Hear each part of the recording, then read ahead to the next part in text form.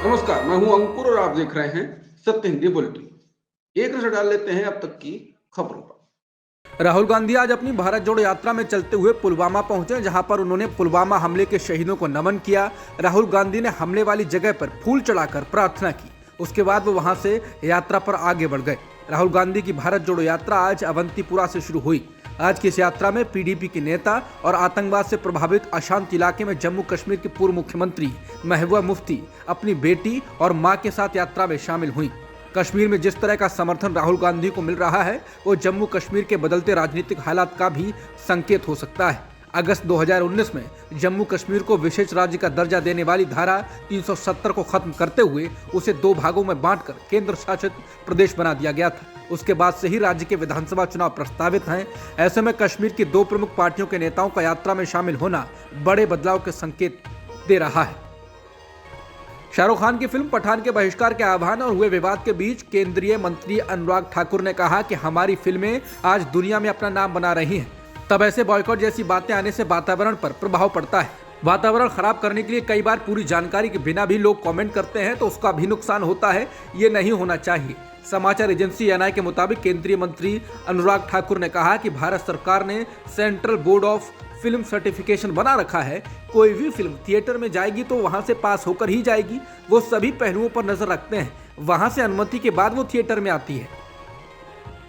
शाहरुख खान और दीपिका पादुकोण की फिल्म पठान देश और दुनिया में जबरदस्त कमाई कर रही है। इसने पहले दिन ही रिकॉर्ड ओपनिंग की और उसके अगले दिन भी जबरदस्त कमाई कर 100 करोड़ के आंकड़े से कहीं अधिक कमा लिया। हालांकि इसके बॉयकॉट की बातें लगातार की जा रही थी। इस बीच प्रोड्यूसर्स गिल्ड ऑफ इंडिया ने सिनेमा हॉल में पठान फिल्म के शांतिपूर्ण प्रदर्शन के लिए देश के सभी राज्यों के प्रति आभार जताया। गिल्ड ने बयान जारी कर सभी राज्य सरकारों के प्रति बहुत आभार जताया। साथ ही कहा कि हिंदी फिल्म उद्योग रोजगार पैदा करने के साथ देश की अर्थव्यवस्था में योगदान देता है। इसके अलावा ये दुनिया में भारत की सॉफ्ट पावर की सबसे शक्तिशाली और प्रभावी पैरोकार है। शाहरुख खान की पठान फिल्म में कैमियो करने वाले अभिनेता सलमान खान को शाहरुख खान ने ग्रेटेस्ट ऑफ ऑल टाइम कहा।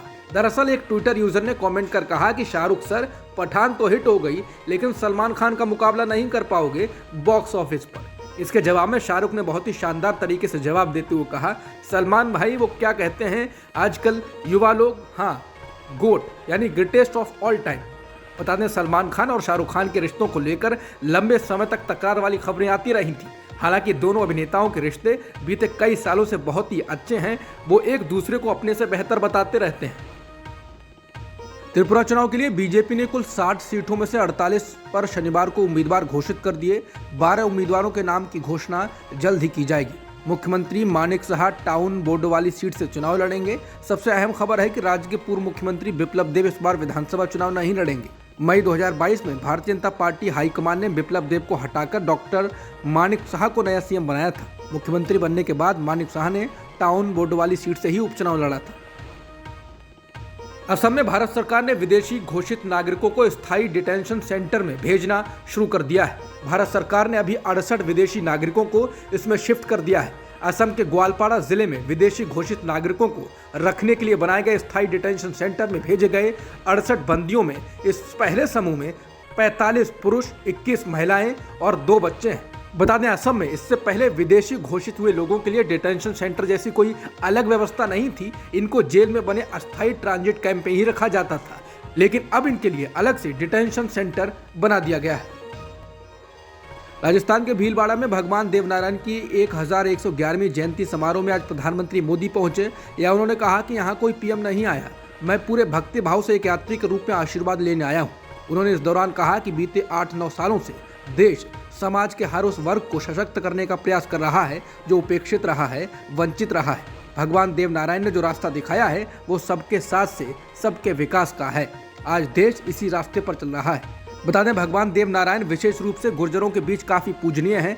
राजस्थान के गुर्जर समुदाय पर बीजेपी और कांग्रेस दोनों ही प्रभाव जमाने की कोशिश में रहते हैं। कांग्रेस से कई विधायक गुर्जर हैं। इसको गुर्जरों को प्रभावित करने के रूप में देखा जा रहा है। राजस्थान के गुर्जर समुदाय पर बीजेपी और कांग्रेस दोनों ही प्रभाव जमाने की कोशिश में रहते हैं। कांग्रेस से कई विधायक गुर्जर हैं और सचिन पायलट एक अहम किरदार हैं। पिछले चुनाव में बीजेपी ने गुर्जर समुदाय के 9 लोगों को टिकट दिया था, वो सभी हार गए क्योंकि गुर्जर वोट कांग्रेस में इस उम्मीद से ट्रांसफर हुए थे कि सचिन पायलट राजस्थान के पहले गुर्जर मुख्यमंत्री बनेंगे, लेकिन उस उम्मीद पर पानी फिर गया। हालांकि इस बार बीजेपी को उम्मीद है। लखनऊ में आज राजनीतिक सरगर्मी बढ़ गई। सपा प्रमुख अखिलेश यादव ने शनिवार को गोमती नदी के किनारे मां पीताम्बरा 108 महायज्ञ में भाग लिया। हालांकि अखिलेश ने आरोप लगाया कि बीजेपी ने गुंडे भेजकर मुझे यज्ञ में जाने से रोकना चाहा। अखिलेश वहां पहुंचे तो हिंदूवादी संगठनों और एबीवीपी ने उन्हें काले झंडे दिखाए और यज्ञ में आने का विरोध किया। इस पर अखिलेश ने काफी नाराजगी भी जताई।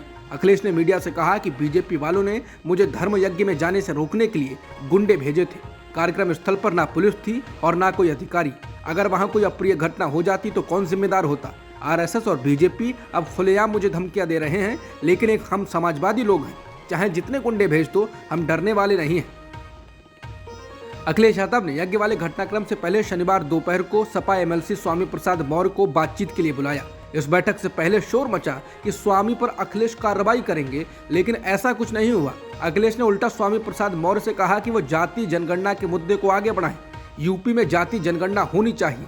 मीडिया ने जब आज शनिवार को अखिलेश से स्वामी प्रसाद मौर्य को लेकर सवाल पूछे तो अखिलेश ने तमाम सवालों को टालते हुए कहा, हमने स्वामी प्रसाद मौर्य को जाति जनगणना के आंदोलन को आगे बढ़ाने की जिम्मेदारी सौंपी है। बाद में मौर्य ने भी इसकी पुष्टि कर दी। बता दें कि रामचरितमानस पर की गई टिप्पणी को लेकर स्वामी प्रसाद मौर्य विवादों में हैं। उसके बाद शनिवार को भी उन्होंने इस मुद्दे पर कड़ा बयान दिया था। मौर्य ने कहा कि धर्म की आड़ में छिपे भेड़ियों से दूरी बनाने की जरूरत है। राष्ट्रपति भवन में स्थित मुगल गार्डन का भी अब नाम बदल दिया गया है। अब मुगल गार्डन का नाम बदलकर अमृत उद्यान कर दिया गया है। समाचार एजेंसी एनआई के मुताबिक राष्ट्रपति की डिप्टी प्रेस सचिव नविका गुप्ता ने कहा कि देश की आजादी के 75 साल के मौके पर भारत के राष्ट्रपति भवन के सभी बगीचों को अमृत उद्यान कहा जाएगा। इसके बाद बीजेपी प्रवक्ता संबित पात्रा ने ट्वीट कर कहा कि अमृत काल में गुलामी की मानसिकता से बाहर आने के क्रम में मोदी सरकार का एक और ऐतिहासिक फैसला।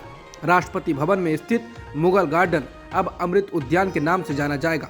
उत्तर प्रदेश के मुख्यमंत्री योगी आदित्यनाथ ने राजस्थान के जालौर में भीनमाल के नीलगंज मंदिर के जीर्णोद्धार कार्यक्रम के दौरान कहा कि सनातन धर्म भारत का राष्ट्रीय धर्म है। योगी आदित्यनाथ ने सनातन धर्म को राष्ट्रीय धर्म बताने के साथ साथ राम मंदिर को राष्ट्रीय मंदिर बताते हुए कहा, अतीत में अपवित्र किए गए पूजा स्थलों की पुनर्स्थापना के लिए अभियान चलाया जाना चाहिए। राम मंदिर को पुनर्स्थापना अभियान का परिणाम बताते हुए उन्होंने कहा, आज हम ये देख रहे हैं कि अयोध्या में 500 वर्षों के बाद प्रधानमंत्री मोदी जी के प्रयास से भगवान राम के भव्य मंदिर के निर्माण का कार्य पूरा होने जा रहा है। आप सभी श्रद्धालु जनों ने भगवान राम के भव्य मंदिर के निर्माण में अपना योगदान दिया। आज भारत की भावनाओं के अनुरूप भारत का राष्ट्रीय मंदिर भगवान राम के भव्य मंदिर के रूप में स्थापित हो रहा है। उन्होंने कहा, हमें अपने व्यक्तिगत स्वार्थों से ऊपर उठ करके अपने इस राष्ट्रीय सनातन धर्म के साथ जुड़ना चाहिए, जिससे हमारा देश सुरक्षित हो, हमारे मान बिंदुओं की पुनर्स्थापना हो और गौ ब्राह्मणों की रक्षा हो। नेशनल कॉन्फ्रेंस के नेता उमर अब्दुल्ला ने आज भाजपा के नेतृत्व वाली केंद्र शासित प्रदेश सरकार पर निशाना साधते हुए कहा कि जम्मू कश्मीर ने उग्रवाद के सबसे बुरे दिनों में भी ऐसा नहीं हुआ कि राज्य में विधानसभा चुनाव न हुए हैं। यहाँ आखिरी विधानसभा का चुनाव 2014 में हुआ था। जम्मू कश्मीर में आखिरी विधानसभा चुनाव 8 साल पहले हुए थे। ये पहली बार है कि जम्मू कश्मीर विधानसभा चुनावों के बीच इतना लंबा अंतर है। जम्मू कश्मीर में आतंकवाद के सबसे बुरे दिनों में ऐसी स्थिति कभी न आई थी।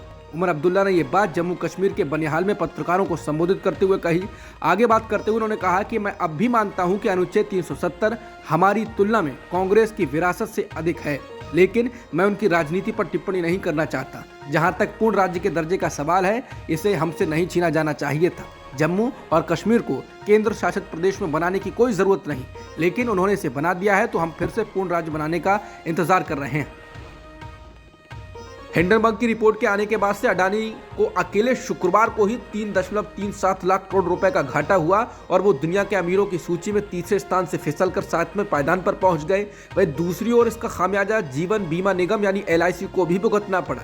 LIC को इस कारण 16,627 करोड़ रुपए गंवाने पड़े हैं। बता दें, अडानी ग्रुप की सबसे बड़ी 5 कंपनियों में LIC सबसे बड़ी घरेलू निवेशक है। शुक्रवार को LIC के शेयरों में 3.5% की गिरावट आई। 2 दिन में इसके शेयर 5.3% गिर गए।